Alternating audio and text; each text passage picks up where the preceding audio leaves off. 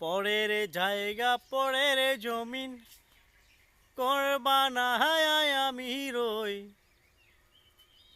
আমি তো সেই ঘরের মালিক নই।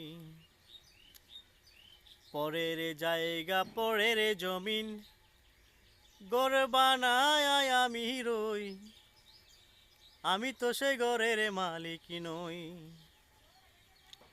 পরের জায়গা পরের জমিন গড়বা না আমি রই, আমি তো সেই ঘরের মালিক নই।